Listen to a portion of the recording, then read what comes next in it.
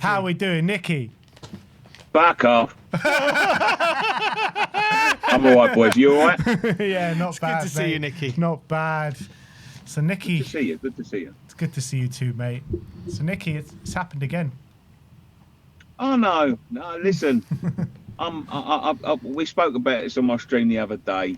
We ain't in a position to be refusing that sort of money. We needed the money. You paid the money. Excuse me. Oh, he's choking up. And he choked on my tears then.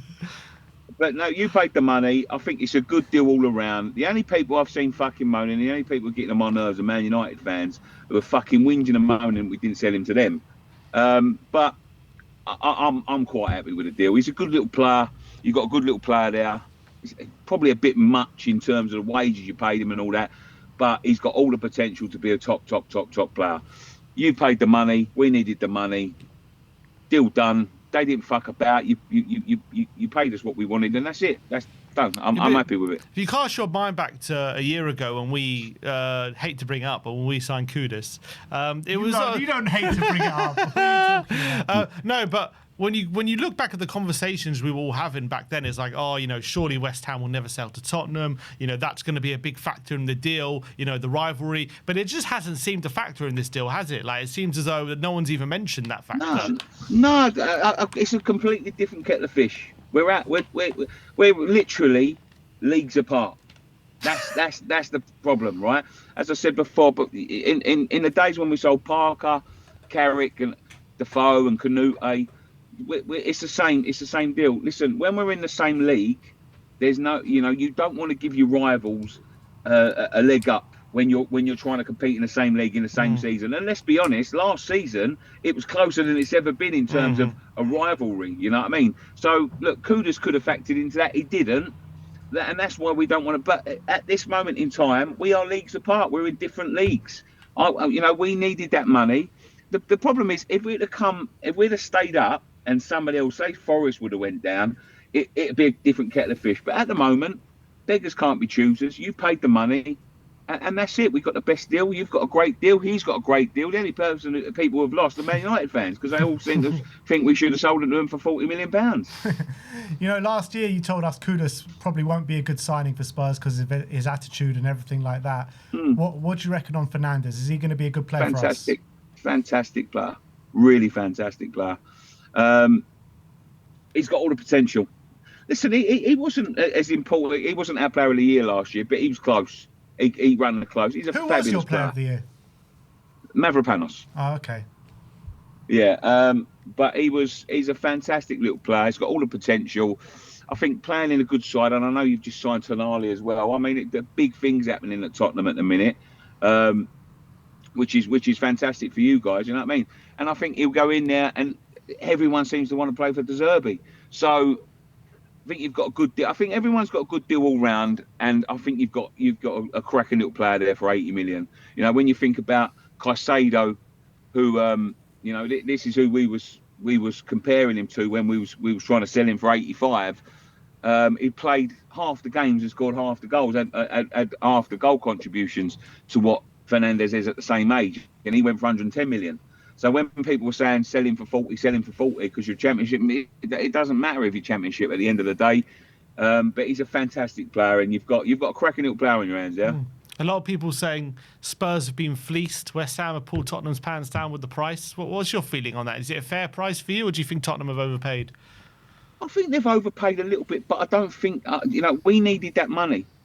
And there were so many other clubs. I think being fleeced, because I think Lola's put that in there, I don't think fleeced is the right word, because it was a bidding war.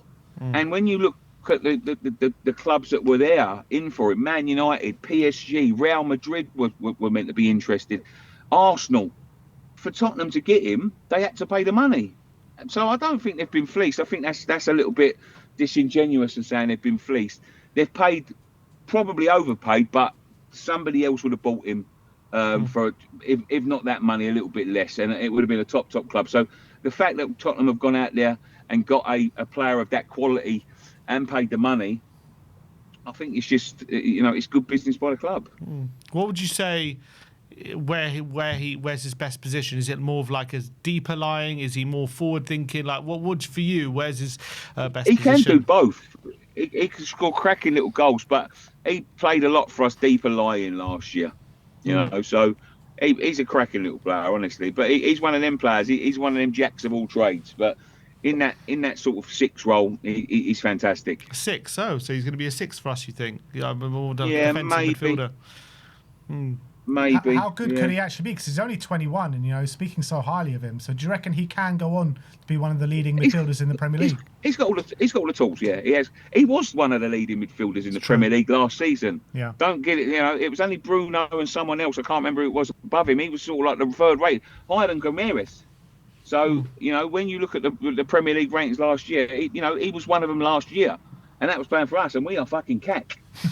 So he can go to the moon. He can go to the moon. He really can. But at 21 years old, that's a lot of fucking clubs he's had already. Yeah. A lot of relegations he's had as well. Relegations, yeah. Poor bastard. Everyone's saying we're mad for signing a guy for 85 million who's had 2 relegations. I've seen a lot of that. I don't think that's not reflective of the person, though, is it? It just, let's be honest. Last year, I know we was sort of, you wouldn't have expected West Ham to go down. He's not going to have joined from Southampton and thought we was going to be relegation candidates. He could have signed for Tottenham. He wouldn't have thought we would be battling relegation with him either. Yeah. So I think it was one of them ones where, listen, I didn't think we was going to pull up track. I thought we could go down, but when it looks from the outside in, European Cup winners a few years back now, who really thought they was going to go down. There was not a lot. So I think it was just a bad choice of club for him. Yeah, I mean, and we was the only ones who was going to pay that money. It was half that money last year. So yeah, what's going on with Somerville? Is there a chance for Somerville to come to Spurs as well? Yeah, pay the money. He's shopping anyone around. Yeah. Got the kit now. You want him? Come take him if you want.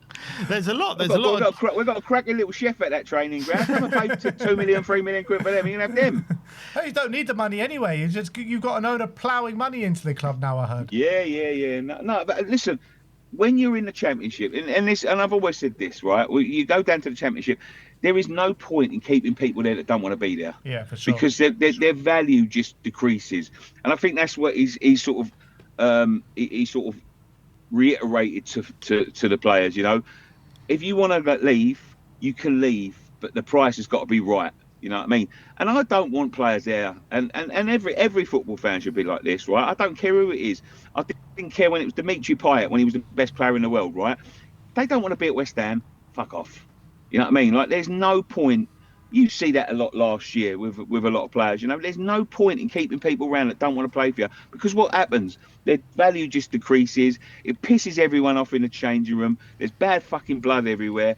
There's no point. So I'm glad the owner said that. If you don't want to play for West Ham, fuck off. We'll get someone that wants to. So whoever wants to go can go.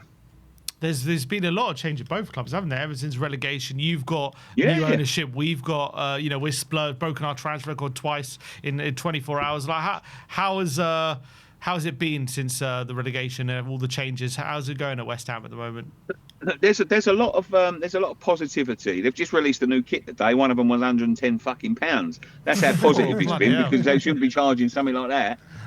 But there's a lot of positivity around at the minute with the other, with the other owner, the wrong and going, and somebody else coming in. So, it's one of them ones where, we've been battling for 10 years to get this geezer out. He's out now. And listen, we're not saying it's going to be brilliant. We're not saying it's going to be, change overnight. But there's a lot of noise coming out, and there's a lot of positivity coming out of that changing room and that boardroom. And we don't know. You know what I mean? Like that is the beauty of it. When someone comes in and somebody else is in charge, you don't know. They could be talking bollocks like the other geezer was, but they could be telling the truth. And at the moment, they're making the right moves. I saw Jarrod Bowen was head and face of your kit launch today, so he must be staying. I think that is a big indicator. And Tatty was on there as well. And I always said, if we're going to get at that championship, Tatty will tear that championship to pieces. Tatty will tear that championship to pieces. He's a good player and he's a good battler, and he's made for that league. And I'm not meaning that as a diss, because he was a good Premier League striker as well. But that championship, he'll tear it up. Bowen will tear it up. Get rid of the people that don't want to go. Keep that core, which it looks like we're going to now, and we'll be okay. And we'll be ready to come back and sort of get back into that league next year. I think we're well equipped to deal with a championship season. I'll tell you what, though, I know I shouldn't big him up really, but Wolfie must be happy. Fucking hell, what are they doing? They got Glasner over there with their manager. Jesus Christ. We might have to get the pod back up and running. Yeah, I know. Yeah, we might have to. It's interesting. Yeah. But any jealousy or resentment at the moment with what's going on at Tottenham, considering we nearly went down and all of a sudden we stayed up and now we're splashing the cash like there's no tomorrow? Well, I think it's one of them. You can't necessarily bank on just splashing the cash. It's all got to work. And to be fair, a lot of I think there's a lot of respect come out of last season for some reason. I don't know how it's fucking happening, because we were sort of like rivals, but there's a lot of respect, and we've been getting a lot of messages saying like, good luck in the championship, blah blah blah, and all that. So all of a sudden, that all I'm seeing is fair play to them. You know what I mean? But you got to remember this: just necessarily splashing the cash don't necessarily mean it's all going to be good. You know what I mean? These players have got to hit the ground running, and they've got to show their qualities, and they've got to fit. Just splashing money around isn't necessarily the one. But no resentment at all. As I said, I'm happy. As I said, I was more pissed off with Man United fans the way they was going on, because they was acting like a load of wankers, to be quite honest with you. But there's no resentment. As I said, good luck to everyone, and hopefully it all works out. Nicky seems very at peace. He does seem at peace. I am at peace. I am at peace. Yeah, I really am. Just quickly on the World Cup, obviously England just about got through against Congo. Fancy our chances at the Azteca? Nah. No chance. No, I really don't. I mean, we was at Box Park Croydon the other day, me and Ben, and I was there again last night. I was in the pit last night. Oh, were I was you? I was in there getting the beers for. It's fucking mental. Bad. Lucky we got a Harry Kane. That's all I would say. Because it's just, it seems to be going backwards, England. It just seems to be going backwards. We're going back. I promise you now, last night was like watching West Ham. Sideways, backwards, sideways, backwards, sideways, backwards. That's all we done. We're 1-0 down and they're going sideways and backwards. There's no positivity. As the song says, we ain't creative enough and we're not positive enough.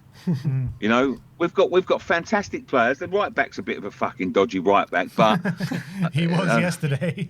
But I think it's all around. He didn't take our best right back, which is, I think, mental. But we're having problems in the right, and the two centre halves don't look much better either, to be quite honest with you. So, Mexico's going to be tough if we can scrape past that. People like Mbappe and Messi are going to be looking at that right side and thinking, it's going to be the easiest day's work I've ever had when we face these. So, but just because the last game was like that, don't necessarily. That's what I said. We can be bad if we get through. We can be bad. Just don't be bad again. And World Cups are crazy, aren't they? You see that with Germany and all of that, like going out. You never know what's going to happen. People saying France are bankers. They could come up a cropper in the next game. You don't know, do you? So, it's the beauty of the cup. You can play poor and get through, which we did. But if we do put in a performance like that again against Mexico, we're out. That's it. Is any part of you looking at Madueke playing at the moment, thinking should have taken Bowen? We could have done with Bowen on the right-hand side. Not only Bowen. I would have taken a fucking one of one of them dummy things that they put on a training ground for free kick. I think that would be more useful, to be quite honest with you. Like, what's the point of taking a half-fit Saka as well? Like, Saka just doesn't look fit whatsoever. No. Declan Rice is half-fit as well. Well, and when I'm not just going to say Bowen because I thought Bowen had poor, but when you think there's Cole Palmer and Phil Foden sitting at home and we're struggling to create anything, it's crazy. To be fair, it's mad. But there you go. I'm not the manager. Hopefully, he proves me wrong. Yeah, let's hope so, Nicky. But thanks for coming on today. Big up, everyone, Nicky. do go subscribe to West Ham Fan TV. No worries, boys. And hopefully we'll see you very, very soon. Maybe for one of the games pretty soon. Absolutely, no problem at all. Cheers, Nick. Nicky. Speak to you in a Thanks bit. for having me on. Cheers, Nicky. fellas. Bye.